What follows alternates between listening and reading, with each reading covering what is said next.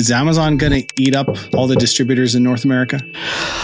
Even in the B2B world, marketplaces are still the fastest growing sales channels for B2Bs. Nike has actually rolled back all their strategy. Actually, they made a huge mistake. They got rid of all their retailers. They tried to go direct D2C, and now they're say, shoot, can you sell our shoes again? Jason Greenwood is one of the foremost thought leaders on B2B e-commerce. He had helped many of the leading D2C brands on Shopify perfect B2B as an entire new sales channel. Does Amazon have like a B2B ordering portal? The good thing about it is Amazon's been very clever about this. The reality is, in many sectors and in many categories, consumer is squeezed. It just blows my mind that both D2C retailers, B2C retailers, they haven't gotten the memo yet that anything that makes buyer's life easier is going to cause you to sell more. The manufacturer becomes almost like the drop shipper. So what Amazon will do, Mike Angel, and there's been a few other players in the market that have tried to create a universal commerce API. There's been a few other players in the market that have tried to do this. I think they will have a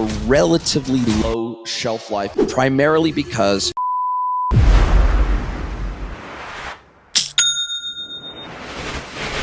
Jay, it's so good to have you on the show. The last time we chatted, you were in a tiny house. I was off grid. Off the grid. And now here you are. Look at you. You've grown up. You've purchased a home in Mexico. First house I've ever owned in my life at 50 years old. I actually bought it at 49. You own a piece of land in this world. It's crazy, man. I never would have thunk it, but it's it was a big deal to my wife. It was a big deal to my family. It was a big deal to lots of people to have some roots somewhere at some point in your life. Property never really appealed to me, but now that we actually have this house, I get it. I understand. Yeah. And the fact that we were able to pay cash for this place, no debt, no mortgage. I don't have a car payment. I don't have a credit card payment. I don't have a house payment. My cost of living is even less than what it was when I was in an off-grid tiny house in New Zealand, which is mind-blowing. Crazy. So side note, this is a promotional show for Mexico. If you want to be debt-free and own your property, move to Mexico. Loving it. Well, super good to see you again. I know we chatted a few years ago on a podcast, and so I feel like there's a lot. The world has changed also a ton since then. E-commerce has changed. It was the middle of COVID when we chatted last time. So it was wild. Crazy. It was crazy. Wild the last time we spoke. It was. I want to say that back at that point, and we did a pod swap, so you were on mine too, and I really appreciate that. It was like trying to drink out of the proverbial fire hose during COVID. If you worked in this industry, and we all, well, at least for me, I tried to keep it a little bit under the radar, tried to keep it a little bit quiet, because there was a lot of my friends that lost their jobs, lost their businesses, lost their houses. It was tough for a lot of people in a lot of industries. And the last thing you want to do is go to a dinner party with some friends and say, oh, by the way, everything's freaking great for me, and I'm busier than I've ever been, and I'm taking on customers left, right, and center, because you sound like a prick, right? And so you, if you worked in our industry and you were able to work from home, which we all were, and at the very, very beginning of COVID, every project, because I was still running an agency and building an agency at that point, and every project, when we went into our first lockdown in New Zealand, every project we had on stopped. Every single client, because they didn't know what the hell was going to happen. They had no idea. But then within less than 4 to 6 weeks, not only were all those projects back on again, but so were about 10 more, because everybody realized, oh my God, everybody's going to have to be buying from home. It's all got to be online. And we're just not ready to deal with 90% of our revenue moving online. And so it was literally trying to drink out of a fire hose, but it was wild in the best possible way. But from a personal perspective, in terms of being locked down and being in your house, not being able to go more than 15 kilometers from your house, and it was wild. It was wild during that time. Crazy. And then 22 hit, where then it flipped back again, and everyone shut down all their budgets and started laying off everyone. And it's like, what a wild. But the one thing, I think we got whiplash. Yeah, exactly. We did. We 100% did, right? Like, everyone overinvested in e-commerce. They thought, well, the world's going all e-commerce and every retail store is meaningless, which obviously retail has come back, and that's not the case at all. But yes, we swung too far. I would agree. The one thing, though, I would say that hasn't changed is the last time we chatted, you were passionate about B2B, and you're still passionate about B2B. And that's why I'm having you on this show, Jay. I think, well, first of all, right now, there's probably some listeners This is a Shopify podcast, and people are going, what the heck? B2B? Why is this guy on the show? I'm a D2C brand.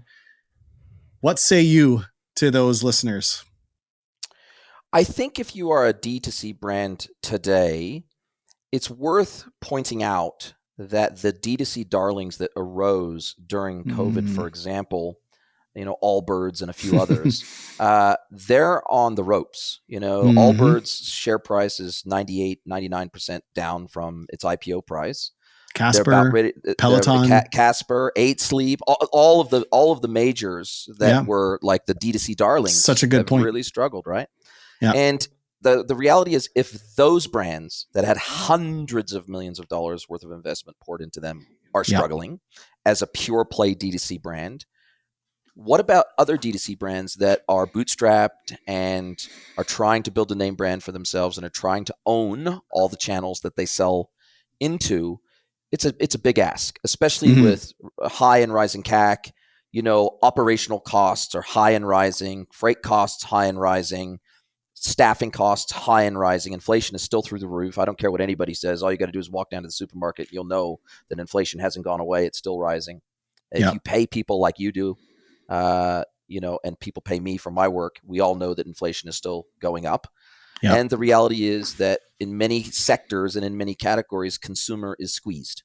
And we know that, some categories are doing super well. The essentials categories, they're doing super well. And people that have been able to pivot and bring out lower priced ranges and options and bundles have been able to do very well. Whereas other businesses that have always had compressed margins and challenging margins are really, really struggling to survive. Yeah. And you rightly point out that post-COVID, the e-commerce TAM collapsed. Like, it just collapsed. And we went much back, more to the mean, right? We're still up into the right, but it's not parabolic up into the right. Well, when you draw a line from like 2000 to 2020, then there's this spike and it comes back down. But it kind of traces through. The trend is still up and to the right. Right. But, you have to be a very, very, very savvy operator today to have a pure play D2C business that wins, right? And wins consistently and it sustainably wins. And I think the biggest challenge that I'm having in my communications to the market is D2C is a friggin' channel. It is not a business model. And these are the conversations I'm trying to have with these businesses that maybe have seen some D2C success, but they're at the end of maybe the runway in terms of saturation, brand growth, marketing power. They have maybe reached a point where they're still growing, but they're not growing at a great rate of knots, and they're looking for the next great growth opportunity. And for many of them that have differentiated product and have a strong brand, strategic wholesale, B2B sales are that solution. They are that answer. And these are the types of conversations I'm having every day. And that's why I think it's relevant even to Shopify merchants that 100%. Have maybe built their brand on the back of Shopify. And even Shopify itself has gotten religion, B2B religion, over the last 18 months. We can talk a little bit more about that. But even Shopify themselves recognize that the forecast CAGR, compound annual growth rate, of B2B e-commerce versus B2C e-commerce, it's like 10 times until 2030. Annual growth rate is about 10 times what B2C and D2C growth rates will be. Okay, so I want you to explain to me how you define B2B. Then you already alluded to it as a channel, but like typically people think B2B, they are manufacturing products and wholesaling them to either a distributor or directly somewhere, and they're not selling to the end consumer. They are, it's like Adidas selling to the Adidas stores or whatever. Yes. That's not exactly, I don't think, the right definition of B2B today. How define it for us? I mean, in its most simplistic form, it's a business selling to a business. That's what it is, right? It's not selling to a individual consumer.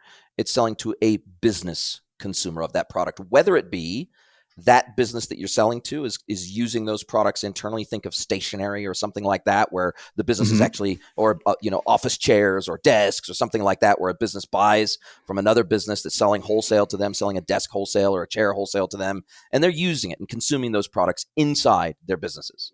But it's still paid for by the business and still used by the business. And the other form of B2B sales is a business selling to a business who ultimately sells those products on to a consumer, right?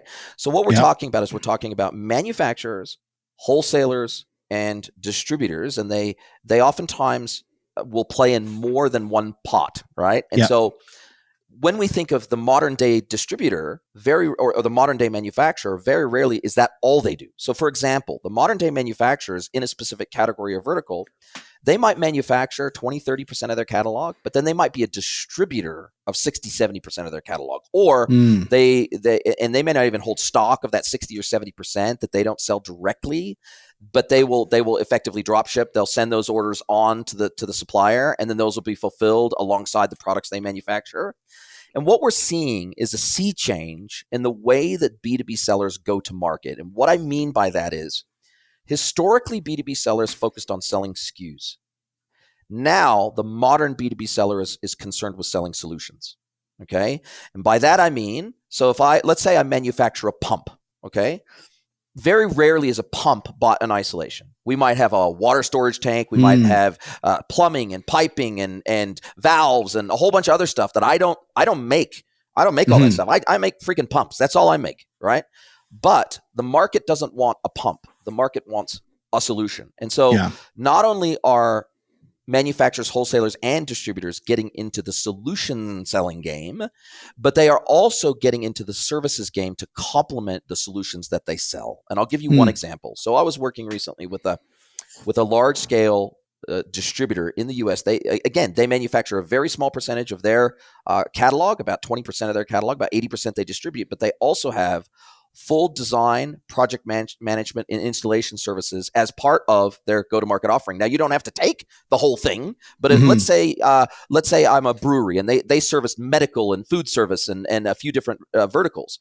And let's say I want to set up a new brewery, right?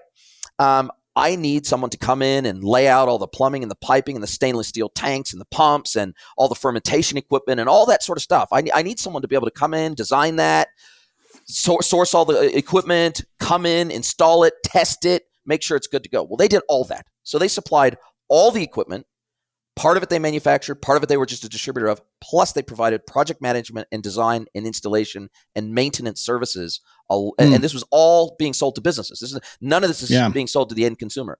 And so this is a fundamental shift away from the traditional monopoly model of wholesale to a full-scale solution service provider at wholesale. And this is a fundamental shift because historically, the way that B2Bs found success, say 10 to 30 years ago, the way that they found success is through exclusive distributorships or exclusive partnerships or exclusive regions where manufacturer would sell via a distributor that maybe had the western seaboard of the United States. And they said, hey, if we get an inquiry from the western seaboard of the United States, it's coming straight to you. And so they didn't have to do any marketing. They didn't have to do, they didn't have to really have much field sales because, the manufacturer owned that area. They owned that area and they had exclusivity to it. And sometimes that was in perpetuity. Sometimes it was for a period of months or years. Sometimes it was for new products only, but there was always an element of monopolistic behavior in the wholesale markets. And that's how wholesale came into being, really, is these one-to-one relationships in the B2B world where there was maybe some backroom dealing and some handshakes, and I spit on my hand and shake your hand, and hey, cool, let's go to market together. Let's do this. But as the B2B buyer has evolved, the B2B seller has been forced to evolve. And I'm going to give you one statistic that will blow your mind, most likely, and will blow your listeners' mind. Forrester released a report late last year that showed that 71% of B2B buyers in the US are now either millennials or Gen Z. Now, by definition, that means these are digital natives. They're not your granddad's distributor. They're not your granddad's business buyer. They're not predominantly male, pale, and stale anymore either. They're young, they're dynamic, they're female, they're minorities. The barriers have well and truly come down in many respects in the wholesale world, especially from the buy side. And man, those B2B sellers that are oftentimes multi-generational family businesses, they have really struggled to keep up with those changes. What about, you said the two different types. What about B2B marketplaces? Like, where does that fall in? Is that, I mean, actually, I think I was watching one of your LinkedIn reels, and Yes. you were talking about how, was it Digital 360 predicted by the end of 2024 1,000 dedicated B2B marketplaces. Yeah. See, I listen to your content, Jay. I know you do, and I appreciate it. So where does that play into this for like I'm trying to think right now what people are thinking as they're listening to this, like, oh, shoot, you know what? Yeah. Casper, kind of, Allbirds struggling, Peloton, like, so I can avoid being in that same situation. And now we've kind of seen like Nike has actually rolled back all their strategy. Like they made a huge mistake. They got rid of all their retailers. They tried to go direct D2C, and now they're trying to go back to Foot Locker and say, shoot, can you sell our shoes again? Because it didn't work. And even Amazon and even back on Amazon retail where they pulled out of that. Right. So to avoid being in this situation, and I hope Allbirds and all them, they get through it. And I think they maybe they will, but maybe they won't. I don't know. But to kind of be in more of a healthy state where you're not just the D2C channel, what should merchants be thinking about as a healthy strategy? Like I really think this is a unique paradigm shift, saying that like you're not B2B or D2C. You need to be thinking about both, even though you sell to consumer. Like, I really think that is powerful. So now what are the next steps? Well, so first of all, I'll answer the marketplace question first, and then we'll move into the following question, which I have a habit of packing two questions fine. into it. That's great. That's great. I love it. I do the same as a host. So I get it. So we'll talk about marketplaces first. So marketplaces, even in the B2B world, are still the fastest growing sales channel for B2Bs. It's still that case. Even Amazon Business is one of the fastest growing components of the overall Amazon business, and particularly in Europe.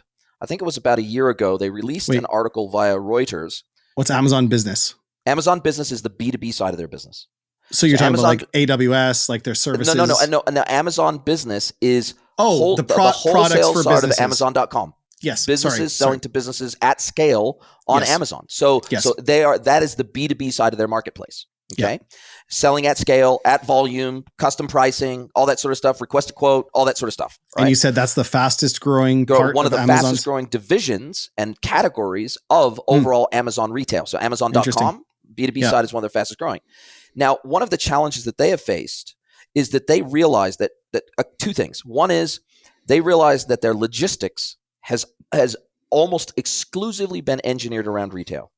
And so they know that when they want to continue to grow the B2B side of their business, and if they want to continue to supply logistics services to B2B sellers, suppliers, they have to now wrap their head around moving cartons, pallets, and containers instead of individual satchels and cartons to customers.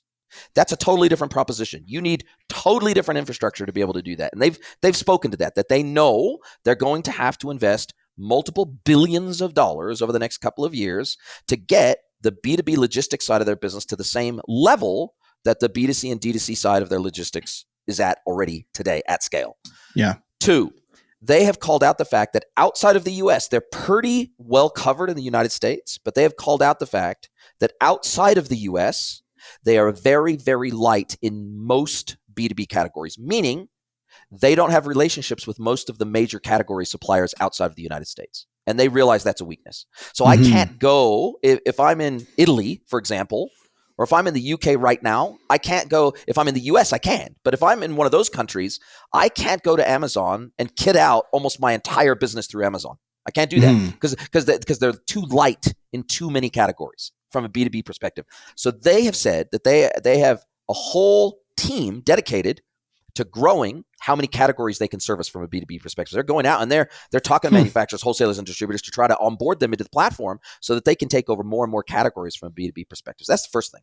So yes, vertical specific B2B. So it seems like a big opportunity right now. Like they're like Amazon's trying to find, like I remember in 2000 and I want to say 6. I had an online store, I think maybe 2005, called National Archery Supply, sold online.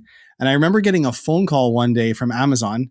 I don't know, I guess the phone number was on the website. And they said, hey, we'd love to have your products on Amazon. And I remember at the time thinking like, oh, Amazon wants my products on it. Like this was when Amazon was trying to find people to list their products. They were phoning e-commerce brands to get them to put their products on. And I didn't realize at the time how maybe big of an opportunity that would have been to be the first in what the vertical that I was in. Now it sounds like there's maybe a bit of an opportunity like that right now for Amazon Business. They're using that exact same playbook for business. Yeah. That exact playbook. And they have also dramatically improved their EDI and e-procurement capabilities so that from a B2B perspective, so they have the same exact model on the B2B side of their business where some products they sell first party B2B and some products they sell third party B2B.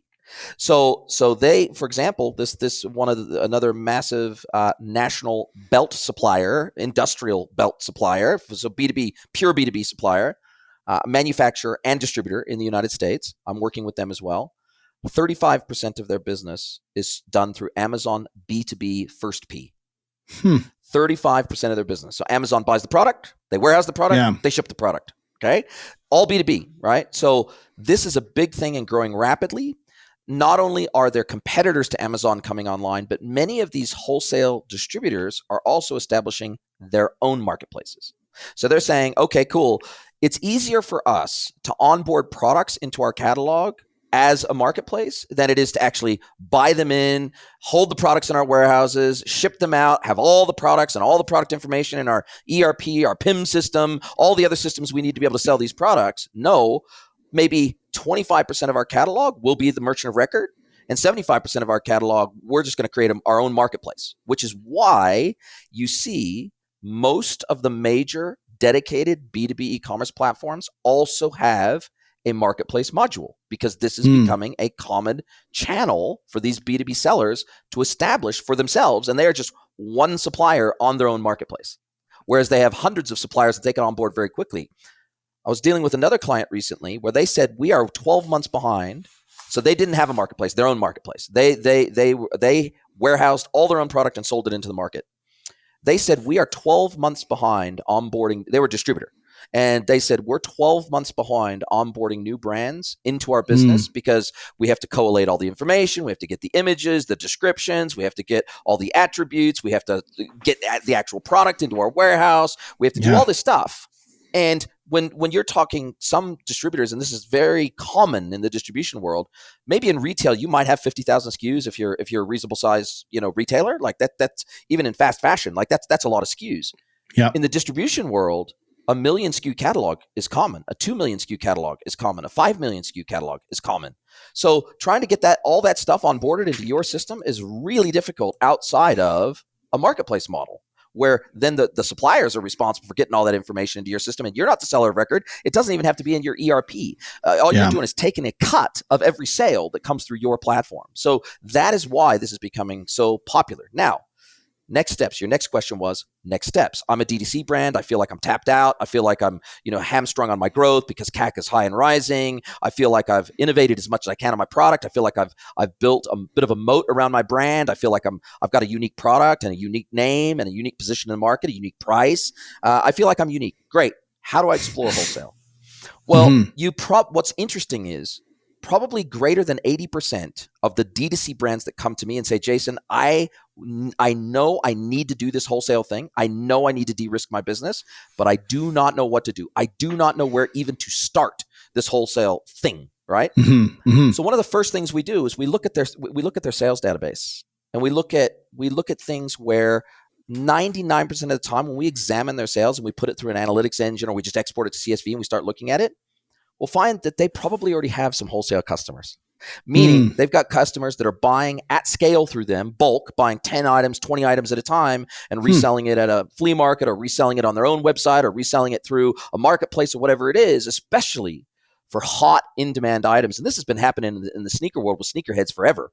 They'll wait in line at the Nike store at 4 a.m. for a new drop. They'll go in and they'll get 20 pairs, and then they'll sell them out out of the back of their car, or online, or through Whatnot, or whatever it is. They'll sell through whatever channel. That's a wholesale customer, even if you don't recognize that they're a wholesale customer. Or Some of these D2C brands are already dipping their toes in wholesale waters by simply giving their best customers, their bulk buy customers, like a coupon code. Cool. Use this coupon code every time you log in. You're going to get 10% off your order, 20% off your order, whatever it is. But that is what I would call a test and prove the market approach. It's not scalable, and it's not easy to manage, and it bastardizes the analytics of your retail storefront. Right. Because it screws up your CAC, it screws up your basically it screws up all your analytics when you mix and you blend your wholesale sales and your retail sales through the same exact storefront. So what we want to do is we want to have a dedicated B2B storefront, and we want to run, and we want to actually have price lists. We want to have formal relationships with these buyers, because oftentimes these buyers will have more than one buyer under the same organization, and they're responsible for different categories, etc. And so we want to formalize this relationship, and we want to give them credit. For example, instead of having to pay with credit card every time, we want to give them 30, 60, 90-day terms. I was working with another distributor of wholesale fabrics down in New Zealand. Their unique selling proposition, they were 100% B2B. They sold to retail stores that took the fabric, made clothes out of it, and then sold it to customers. And they serviced the whole of the Pacific Islands. So they were making, they were selling fabric for sarongs and all sorts of tribal patterns and all that sort of stuff. And they were selling, they're selling hundreds and hundreds of meters at a time to these clothing makers and local manufacturers, who then sold via retail. Yeah. And their unique value proposition, funnily enough, had nothing to do with price, had nothing to do really with range, because there was a few competitors that had similar things. It was the fact that they gave 120-day interest-free terms 100%. To their B2B customers.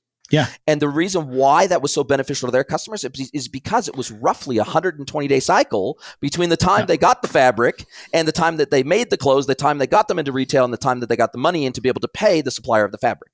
And so they didn't have to discount. They were a wholesaler, so they already had pretty good prices, but they never needed to gut their pricing. They always had great margins, because the service that they provided was the breadth of range combined with the days of credit that they provided for free to their customers. So they just bundled that into their cost structure as a business. They factored that in.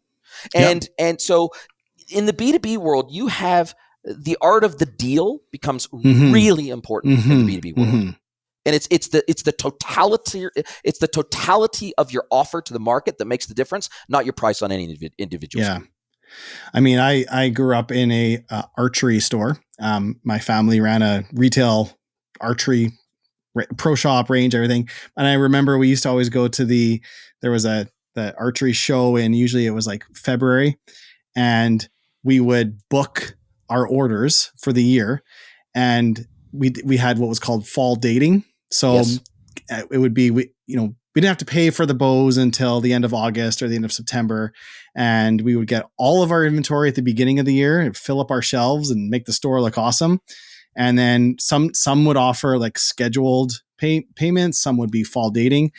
But what bows went up on our walls that we sold was the ones that offered the best terms. The ones that offered the best fall dating terms is the products that we would move. Not necessarily the best products or the biggest discounts, but the ones that had the best terms is what we would stock our shelves with. The best trading value for you, and the way you could keep the cash flow highest in your business, because these small businesses, they live and die by cash flow. And so a lot of the buyers within the B2B ecosystem, they're small businesses. They're small HVAC companies that do installations. They're small plumbing companies. They're small this, that, and the other thing with maybe 5 or 10 staff that offer services into the market around those products. And so the trading terms become very, very important for these small businesses, because they're trying to make payroll, and they're waiting for payments from their customers. And this whole trade credit thing is still a very, very big deal in the B2B relationship sector. Yeah. Okay, so if you're on Shopify, all of our listeners are Shopify. What do you recommend? Without talking about like, okay, maybe there's different platforms and different ways you can do. You're on Shopify. What's the best way to? I know there's a lot of different B2B. This is a big question, but you've got a pretty successful brand. You're doing 5 to 10 million a year, maybe even just a couple million a year, but you've proven your brand, it's doing okay. And you're like, okay, I know I need a B2B strategy. what do they do? Are they spinning up another store? Are they going on Shopify Plus and using sub stores? Are they like, what do you advise someone listening right now who's like, yes, I know I need to do this. I've been putting it off. What's Jason Greenwood recommend? If they're already on Plus, this becomes an easy discussion because it's just an expansion store. And now with B2B on Shopify Plus, it makes this, their old wholesale solution was crap, and I would have never recommended it to almost anyone. But the new B2B on Shopify solution, which they've been admittedly pouring hundreds of millions of dollars into over the last 18 months, it's not what I would call a super mature or advanced B2B solution, but all the core data primitives are there now. So in other words, the concept of an account versus an individual customer, so where you can nest individual logins underneath a parent account, that data primitive exists. The concept of price lists exists. The concept of custom and restricted catalogs now exists inside Shopify, where it never did before, where I can assign a specific restricted catalog to a specific customer or a specific account, right? Custom payment methods and credit terms. And so basically payment method by customer now exists within the platform. So there's and even other more esoteric data primitives are now native to the platform. Things like minimum order quantities are native to the platform. Things like buying increments. So, okay, cool. This SKU I got to buy in blocks of 20, units of 20, and this other SKU I buy in blocks of 5. Okay, I can't buy 1. I got to buy 5 minimum. So buying increments, completely native in the platform. So these product attributes and these catalog attributes are now 100% native to Shopify. So what Shopify doesn't yet have are pretty common things like quote management, things like shopping lists that are pre-approved, buying hierarchies where inside the buying organization, I've got a junior buyer, a senior buyer, and a procurement manager where when I place an order, it's actually got to go to my procurement manager to approve before the purchase can go through. So there's a number of different things that Shopify didn't have, but there was another major thing that they just released in their latest editions, which was populate cart by CSV upload. So this is a very common thing in the B2B world. Carts have 50 to 100 lines in them routinely, 1,000 units routinely in the cart, right? You don't want to have to search, browse, add to cart individually 50 items. That'd take forever. So a lot of these guys will have a PO, a purchase order on the buy side, and they've got in a spreadsheet, and they want to just upload that to Shopify, populate the cart, and boom, in one hit, they check out and job done. Right? Multi-line add to cart in a grid format is also a very common experience. Multi-entry pad effectively is what it is. That's coming to Shopify. So Shopify gets it, and they know that they're playing catch up in a massive way, but they know that the enterprise growth opportunity in B2B is much bigger than in D2C. So that's where they see the growth op at, right? So they've got religion about B2B. I think the last remaining question in my mind is this a side quest? Or are they in this for good? I think they're in this for good. I don't think you can spend, nearly $1 billion, which is on the street. The scuttlebutt is that they roughly spent on developing B2B on Shopify Plus. I don't know if it's true or not, but I don't think you put that much effort, time, love, money, changing the core of the platform. This is just an app you plug in. This is core to the platform now. So I don't get the sense this is a side quest. And as a result of that, answering your original question, I think the fastest and easiest way, if you're on Shopify, set up an expansion store, B2B on Shopify Plus, get some help from your agency partner to help get the configuration set up right, because you may not know where to begin with the basic configuration of a B2B storefront with those dedicated price lists, those dedicated catalogs, the hierarchy between the parent company and all the accounts that sit underneath that, making sure.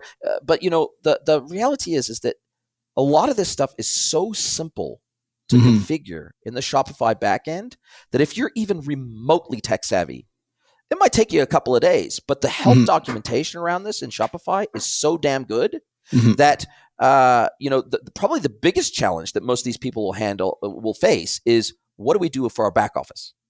What do we do for order management? What do we do for fulfillment? What do we do with integrating with B2B marketplaces? What do we do with our accounting and making sure that that's separated out in our accounting system? And, that's probably the bigger, how do we establish the trading rules and relationship and sign trade contracts and issue credit and do background checks for credit to make sure that the customer is worthy of the credit we're going to give them.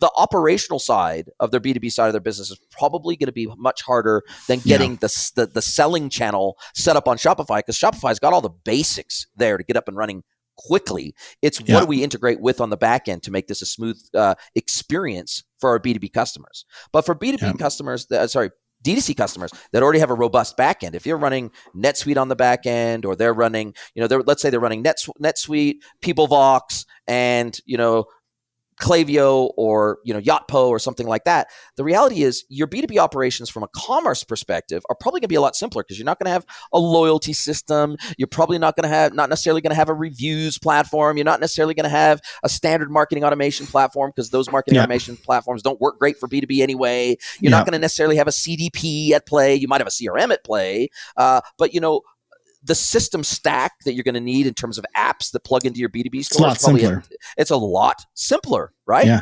But it's your back-end operational system for fulfillment and billing and credit management, to where, okay, cool, we're going to give them a $10,000 credit limit. Cool. When they hit $10,000, how do we stop them from buying? How do we sync that credit limit from a back office system to the front office system, so that we don't let them continue to buy? Or we have a rule, we let them buy, but when that order hits our ERP for fulfillment, or our WMS for fulfillment, we hold the order until our account manager, we might only have one to start off with that works across all of our B2B customers, because we're only starting out.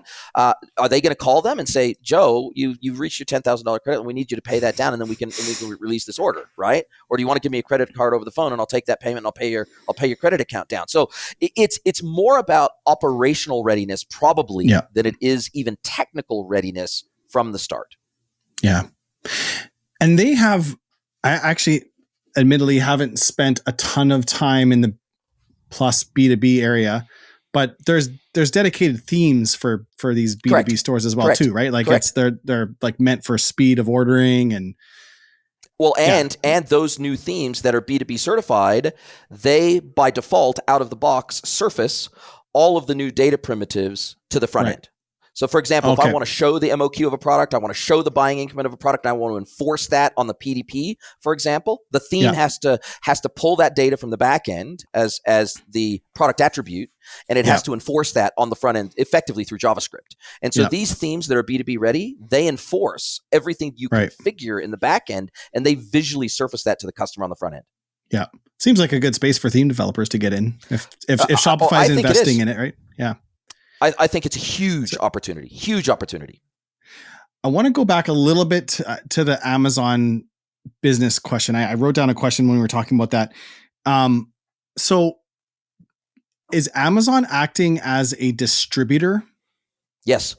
So 100% they are. Brands can have their products stored at Amazon Business in pallet loads and whatever. They're still, do they give their dealers a login to order through Amazon, or is that coming through their Shopify store and then pushing to Amazon, like just for the distributor fulfillment? Or does Amazon have like a B2B ordering portal?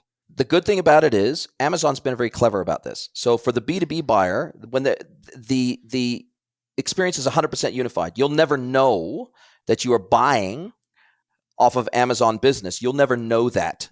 You'll find a product that I might be buying in bulk when I'm searching on Amazon, and I'm buying a product in bulk. It might be surfaced to me, like let's say I'm buying printer paper or something like that, or I'm buying a electrical box or something like that, and I want to buy like 50 units of those. They'll show to you the quantity breaks, for example, just right on the PDP of that product. Okay, but that's someone just finding by product. Like, correct. Here's my question. Like, let's say I sell shoes, and I want to, sell B2B. I want to sell to dealers. Yes. So I sign up for Amazon Business. Are they buying them from me, or is it more like Amazon Fulfillment where I just pay to have them in their warehouse? They do. They offer both models. Both services. They offer both services, and they will both on the buy side and the sell side. They will both buy via EDI, e-procurement, whatever, however the supplier wants to get that catalog information to them. They've got that ability. So instead of me having to manually log into Seller Central, because when I'm working with Amazon in a B2B perspective, I'm logging into Vendor Central, not Seller Central, because I'm a vendor. Okay. So let me just finish. So on the other side of the equation, when they're selling, if I want to buy via Amazon via e-procurement, they also offer that available in. So let's say I'm a buyer, I'm a B2B buyer, and I want to connect to Amazon, and I want to pull down their B2B catalog into my e-procurement system to make a transaction without having to log into Amazon.com and to make that transaction. They also facilitate that too. Okay.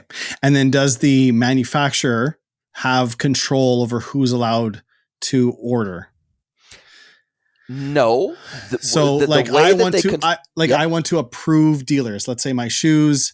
This was the case with archery. For certain bows, you had to have a range. You had to have a workshop, like it was called a bow press, where you could string it and the whole thing. You have to have certified stuff to sell certain bows, and so I can see there being cases where maybe my shoes are a high-end shoe. I want to pick who's allowed to buy them. Can I use Amazon's distribution service, but I still manually pick? I have my 75 dealers, but they're ordering them through Amazon, or once it's on Amazon, it's open. Once it's on Amazon, it's open. But what you can do is you can use fulfillment by Amazon just for the fulfillment service. Even for B2B. Okay. So that would probably be the way I can route my orders to them for fulfillment. Yeah. Now, the other thing that Amazon will do is that for some B2B products, like with the manufacturer I was telling you about belts, they will hold a certain amount because they've got 16,000 SKUs. Yeah. Amazon only holds in inventory to sell B2B about 1,000 of those SKUs. But they will list all 16,000 of those SKUs. When they get an order for that, the manufacturer becomes almost like the drop shipper. So what Amazon will do is they'll send that order down to the supplier via EDI, and then they'll ship that direct to the customer. And whether it's 1 unit or 100 units or 1,000 units, now what the manufacturer or distributor can tell Amazon is, we will only sell this, or they'll create a virtual SKU in their ERP, for example. Let's say they say, hey, Amazon, you can't sell single units of this item. You can only sell 50 units at a time of this item. They'll create a virtual SKU in their ERP with a BOM, a bill of materials associated with it, and that virtual SKU represents 50 units of the parent SKU. And then what they'll do is they'll send that virtual SKU to Amazon, and what that virtual SKU is composed of is 50 units of this item. Gotcha. And that's how they control Amazon. Instead of saying, Amazon, you can sell just 1 unit of this. Well, no, you can't, because you don't have access to the single unit SKU. You only have access to the 50 unit SKU. Is Amazon going to eat up all the distributors in North America? I think they will really struggle to do that. There are certain categories where they can dominate like that, but where there is a heavy services component and where there is a heavy sort of package, a packaged service offering that goes along with that, and there's a lot of market intelligence and a lot of tribal knowledge and institutional knowledge inside the sellers that do a lot of consultative work alongside of the selling. It's not just, here's a widget, I know I need to buy it, but they actually need to be consulted to before they make their purchase to make sure they're buying the right thing for the right application. I think they'll take the things that are really, really easy commodity items and commodity categories. Like if it's a freaking, if it's a ream of paper, a box of paper, then yeah, sure, Amazon's probably going to dominate that, right? Or if it's office chairs or something like that, it's probably pretty easy for Amazon to dominate. But for more complex products with more complex sales cycles and more complex consulting and service cycles associated with them, like even HVAC and things like that, I just can't see it. I can't. Amazon is not in the business of complexity. They are in the business of simplicity. Yeah. What other players, there's 1,000 marketplaces, but what are there? Any other ones that people should be keeping an eye on, like Best Buy, Walmart, like some of these others? Like, what are the other ones that you're paying attention to? Fair is probably the one that most of your listeners will know about, right? Fair, Joor, Joor, another massive B2B marketplace. Okay, so there are a lot of name brand B2B marketplaces, but there are probably many more marketplaces that your listeners probably will have never heard of because they don't operate in the wholesale space yet, but they're becoming much more well known in their circles, in their categories, in their verticals. They're becoming much more well known, and oftentimes a customer who buys off of a distributor wholesale, they might not even realize they're buying off of a marketplace. because they're just buying off the distributor, right? It just looks like they're buying off that distributor, but the relationship that they have with their suppliers is one of a marketplace model. So they don't necessarily hold inventory of all those items on their website. They operate a marketplace model of which they are one of the suppliers in that marketplace. And so sometimes you won't even know because it's so well integrated in with the overall site experience. You won't even recognize. Maybe there might be a little note on the PDP, for example, on a specific product. It might say supplied and shipped by X, but it's just like buying through Amazon. You're buying through that distributor, and you expect if you need service or you need help or whatever, you're going back to that distributor for that help. What are your thoughts on, Caro? No, never heard Familiar of them. with Caro? Carro? No, never heard of them. So they are a service that connects your Shopify store to any other store. And so there's a Caro marketplace. So if you install the app, you can choose to let your products show in the marketplace. So say you sell a pair of shoes for $200, you can say, I'm willing to let people make 50% or 25% or whatever margin you want on it. They see it in the marketplace. Now you have a Shopify store. You can say, I want to sell those shoes. If they also have the Caro app, it pulls into their Shopify store, creates a product, does everything, and it shows on their store. People can shop a store that it's basically pulling in products from other stores. And then when the order is placed, it goes through Caro. Caro takes a percent or two. Clip of the ticket. Yeah, and then it goes to the original store, the manufacturer. They fulfill the order, and then they charge, like if it's a $200 shoe, Caro charges the store that sold it $150 because they keep the 25%, and then they keep $50. It's kind of it's an interesting model, and I think Shopify has some native way of doing this too. I can't remember what it's called. Yes, they do, and they bought a company that was providing it's a marketplace. It's a network driven marketplace, right? Is effectively what it is. And you could potentially, in that model, have a store where none of the products you sell are yours that you fulfill directly. 100%. Yes. You can populate it with a bunch of other people's products. Now, I think that, and Carded and Mike Angel, and there's been a few other players in the market that have tried to create a universal commerce API off of this network of Shopify stores. So this is not, I've never heard of this specific company you're talking about, but there's been a few other players in the market that have tried to do this. Mm-hmm. The problem is that I think they will have a relatively low shelf life in the long term, primarily because retail margins are so compressed already that by the time you start sharing it with the ultimate seller of the product and the middleware provider that connects this network of stores together, there's not a lot of extra margin to go around. And so a lot of these, maybe if you're a manufacturer, maybe you got enough margin because you got the wholesale margin, you got the retail margin. If both are a little bit compressed, you're still viable as a business. But I think if you're a Me Too retailer, or if you're just an aggregator retailer or something like that, there just isn't the margin to go around to make this viable for you, unless you are just, I guess if you're a Kardashian or you're driving people to your website and you've curated your list of products and it's all falls in line with kind of your personal brand, and you are able to get distribution very cheaply, and you don't have to run Google ads or you don't have to run Meta ads or whatever to get people to your site. Right. Maybe that works. And I think there's certain use cases where I saw there was a company that sold a blender. I think it was BlendJet. And so they're a one SKU company. Perfect. But the thing that what they wanted to have was to have complementary items with it. So in that scenario might make sense. And even though it's only 25% margin, it's zero extra cost, and they're not fulfilling. For them. There's no lift. No lift for them. It's just adding AOV to the traffic that they're already servicing, right? So what I would want to be able to do in that scenario is I would want to be able to create bundles. I don't know if that's possible with this scenario where I can say, okay, cool. You can't buy, let's say I've pulled in a set of measuring cups and maybe a shaker bottle and maybe a couple of other things to sell with my blender, right?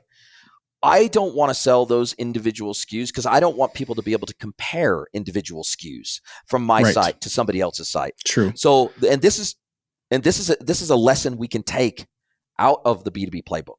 Mm-hmm. So in the B2B playbook, again, going back to this idea of instead of selling SKUs, we're selling solutions. Mm-hmm. And I get so frustrated when I go to Amazon and I've got to pull 5-6 different items together to get a package for a solution that I want, even at my house. For my my Weber, which I buy the Weber branded barbecue, which I did, but then I need these 15 other things. I need the gas bottle, I need the cover, I need the grill grate, I need there's this whole I needed a whole bunch of barbecue utensils because I just moved here to Mexico and I didn't have those anymore. I needed a bundle of like 10 things. Yeah, and all they can fit is 2 in the frequently bought together box, right? Exactly. And I'm just going, the fact that Weber themselves or somebody else who is an authorized retailer or reseller of the Weber products, why they didn't do like just an all-in-one bundle where, and I had to then do the research on, will this cover actually fit the model that I'm buying? And does the valve on the tank actually work with the custom fitting that Weber has on the freaking barbecues? And I had to go to a forum and say, yes, this will work as long as it's labeled QCC. And it took me like an hour to populate my cart with all the things I wanted, right? Well, Amazon should have made that easier, or a seller on Amazon should have made that easier for me, right? There is so much money to be made if you're willing to bundle things together. So much money is on the table right now. I experience this on a daily basis. Well, and it's crazy. Why does my air filter? I've got a whole house air filter that plugs into the wall here because we live close to a volcano, and I need that. Like the seller on Amazon that sold that Kowei air filter. Why didn't they do bundles with like a year's worth of filter cartridges? Why didn't they do a combination of an air filter with a whole house fan to circulate that filtered air around my house? There's probably the amount and types of bundles you can do are almost innumerable. Yeah. And it just blows my mind that both D2C retailers, B2C retailers, and B2B suppliers, for that example, they haven't gotten the memo yet that anything that makes the buyer's life easier is going to cause you to sell more. Yeah, 100%. Jay, we're getting close on time here. I feel like we could talk about this forever. This is like, I'm going to definitely have you back on because, if I know how urgent the focus on B2B is right now, I feel like in the next couple of years, it's going to be even more so. Like if you're not paying attention now, you're going to get left somewhat in the dust in the next few years. And so I think what you're preaching is important. And I hope people listening don't say, I'm not B2B, because I think what you said at the beginning of the show really struck me. Like B2B is not a business model. It's a channel and everyone should be thinking about it. And like, to me, that was like, if that one snippet is all people take away from it, like that's so much more, but like, that's so valuable. What can you leave us with one kind of thought, to Shopify stores on the importance of thinking about their B2B strategy? Any advice, just anything you want to leave us with on this topic? I would say that my one piece of advice, if you're looking at dipping your toe in the B2B waters, keep a very, very tight leash on the proliferation of price levels. Don't get caught in the trap of thinking every single one of your B2B customers needs a custom catalog, custom pricing on every SKU, that you have to negotiate absolutely everything, because that rapidly becomes unsustainable from a maintenance perspective. It rapidly becomes unsustainable from a forecasting and modeling perspective when I change prices. And if I've negotiated on just this one SKU, then am I going to remember to manually update that one SKU's price when I make a wholesale change to the rest of my catalog and I add 3% to everything in my catalog? Am I going to remember to update that one thing? So I would say stick to the simplest wholesale pricing model you can. And if that's only 3 tiers, a 5%, a 10%, and a 20% discount, and that's based on rolling annual spend, and you automatically progress between the tiers depending on what your trailing 12-month spend is, then great, awesome.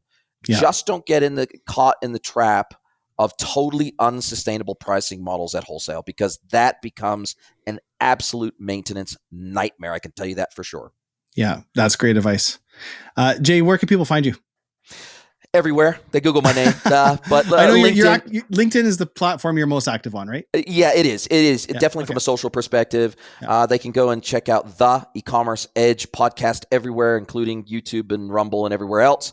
But yeah, just connect up with me on LinkedIn. I love connecting with people there. I love sharing my insights there, videos, long form content. And then if you're thinking about getting in the B2B world, go and check out the B2B E-commerce Association. A professional membership, I think, is only like $400 a year. You can join the community. You can get some education. You can take the level 1 course for free once you're a member, which awesome. is put on by the amazing Justin King. So there are resources out there. You just become part of the community and learn before you try to earn.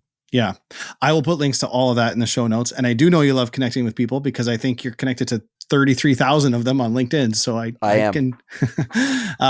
Jay, thank you so much. This has been fantastic. Thank you for coming on.